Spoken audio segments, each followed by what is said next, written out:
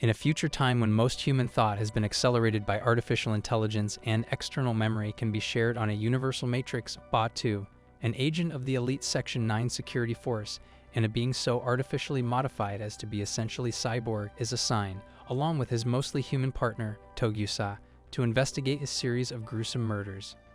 Hi guys, this is anime in a nutshell. Today, we're looking at Ghost in the Shell 2, Innocence, a 2004 Japanese animated cyberpunk film written and directed by Mamoru Oshii and co-produced by Production IG and Studio Ghibli. Spoilers ahead. Time has passed since Batou's original partner, Major Motoko Kusanagi, cybernetically enhanced to such a degree that only her ghost remained human, disappeared into the net. Since then, Batou has wondered where her ghost might be and if the Major will ever return. We slowly descend from an aerial view of a large tower with a glowing orange base. A one-person helicopter whirls around, buzzing to the top of the tower in circles about. An eye in the sky transmits data to a vehicle driving through human traffic on the ground. A SWAT team goes out to the base of the tower, preparing to swarm. Public Security Section 9 cybernetic operative Batou requests for a sit-rep from the officers on site. 52 minutes ago, the suspect killed its owner from the first crime scene, which holed up in the new crime scene, killing 2 cops in the process. The SWAT team is preparing to go in, but Batou prepares to infiltrate by himself. The cops are wary of Section 9 operatives, but allow him to do his job. Batou slowly walks through a cramped alleyway, seeing several bodies of previous operatives along the way. He sees a gynoid holding onto an operative's head, prompting him to attack.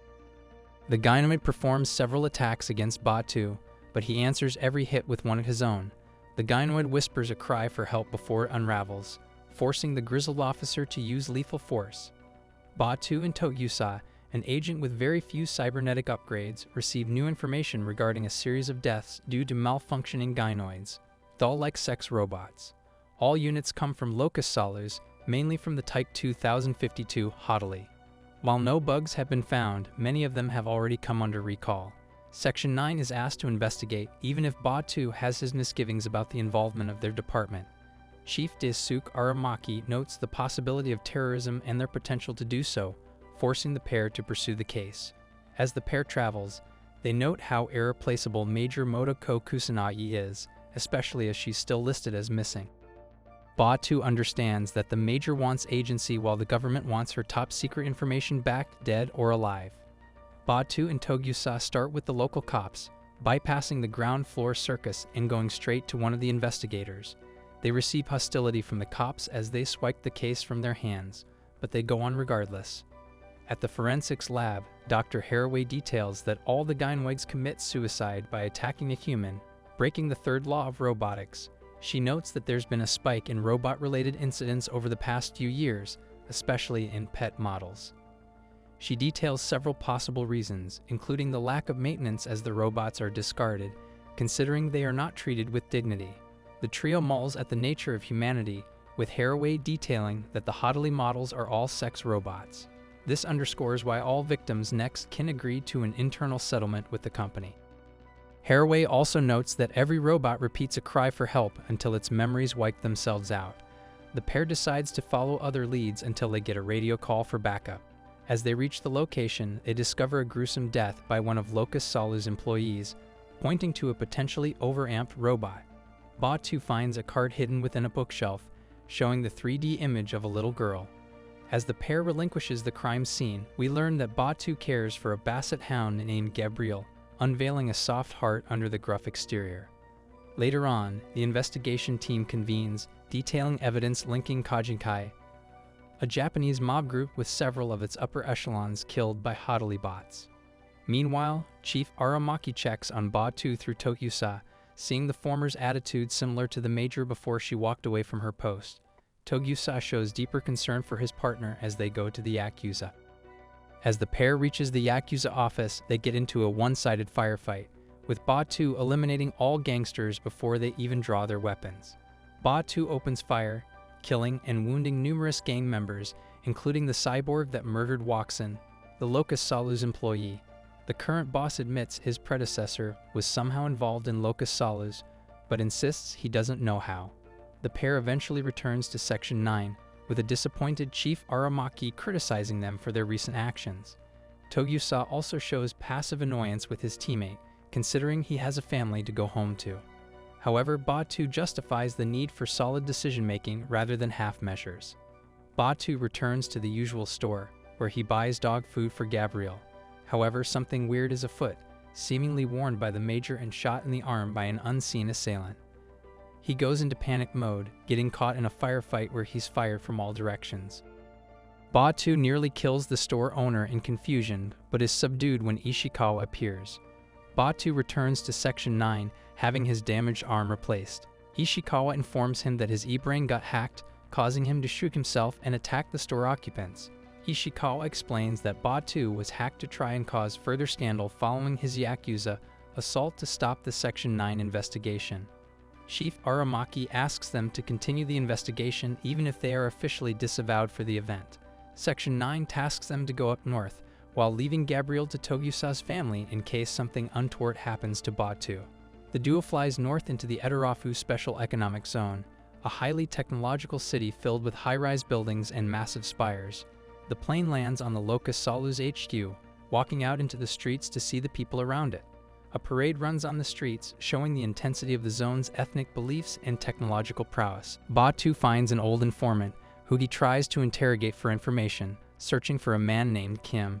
As Batou interrogates his contact, Togusa experiences visions of the local festival burning off dolls. Batou and Togusa then head for the mansion of Kim, a soldier-turned-hacker with an obsession with dolls. As they enter Kim's mansion, they see a massive room with a dizzying array of clockwork objects. Batou moves within the labyrinthian space, only to find many life-size dioramas and marionettes. He goes scene per scene until Togusa finds the upper floor study. Seemingly dead, Kim soon reveals he lives inside the shell of a human-sized marionette, discussing philosophy with his visitors. Kim admits ties to Locust Salus, divulging that the company manufactures its gynoids in international waters to evade local legislation. During their discussions, Batou realizes that Kim has secretly hacked into his and Togusa's e-brains. The entire process resulted in trapping both men inside a false reality. The hack tried to kill Togusa's morale, trying to instill fear as he puts them in an endless loop. Resetting Togusa's brain, Batou subdues Kim, noting he knows Kim hacked his brain in the store. In the mansion, the Major was also there to give him hints about the impending danger. The partners try to discuss their next move, with Togusa clear that he's finding it hard to be Batou's partner. Batou is looking into more information about Locust Salus, especially with Kim's cyberbrain. Resolved to gathering material evidence, Batou dives underwater, looking to infiltrate the Locust Salus ship, using a local contact to ferry him to its location. Meanwhile, Togusa remotely hacks its security systems using an unconscious Kim as a proxy. Togusa tries to hack his way through the ship, but its security becomes aware of the hacking and retaliates with a virus that fries Kim's cyberbrain. The ship's artificial intelligence continues to do its best to bombard whoever is attacking its mainframe. Locust Salus continues its pursuit of Batou while a hidden virus loads a combat program into the production line gynoids, causing them to attack everyone aboard. The virus hits back at Togusa, pushing him out of the system. The servers are unable to pull back on the combat program infection on the Hadali dolls, forcing them to deploy their security team. However, the dolls massacre the people on board one by one, defeating many of the humans on board. Batou is at a heavy disadvantage, as the gynoids are overwhelming him with sheer attrition. As Batou fights to the ship's center, the Major then appears, controlling one of the gynoids remotely. She takes on one of his sidearms and covers his back, helping Batou fight the gynoids and hack the ship's security. The Major admits that she only uploaded a part of her through the satellite due to the lack of capacity the gynoid had. As they fight on bigger hordes of gynoids, the pair eventually reaches the central processing unit of the ship, jacking into the data terminal and straight into the stream. The Major starts to concentrate on hacking the ship controls while Batou defends her now unmoving body. She battles with the server team for control, eventually overloading their processors. As she takes over, everything, including the gynoids, stops in place. Now, she's looking to unveil the secrets of Locust Salus and their control over the dolls. Kusanagi then reveals to Batou the truth about the gynoids as they use a ghost dubbing machine to give every doll a human ghost copy. These ghosts only create a degraded copy while it slowly destroys the original. The ghosts come from young girls trafficked by the Yakuza, who are then brainwashed and continually dubbed into the gynoid bodies.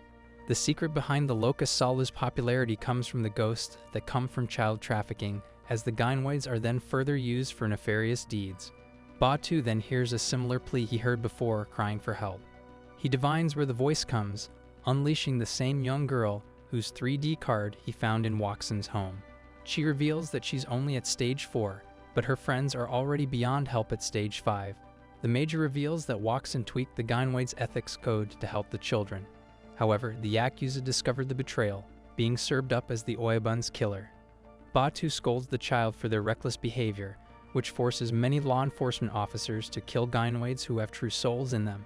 However, the child justifies how much she doesn't want to die, with the Major noting how correct the child is. Batou questions her state of mind, but Kusanagi replies that she's at peace with herself, reminding him that she'll always be at his side, watching over him. She then disconnects, leaving the gynoid's lifeless body. Later, Batou goes out to pick up Gabriel, who missed him from their last interaction. As he says his goodbyes to Togusa, his daughter comes out, a doll in tow. Batou remembers what the Major told her as he retires for the night.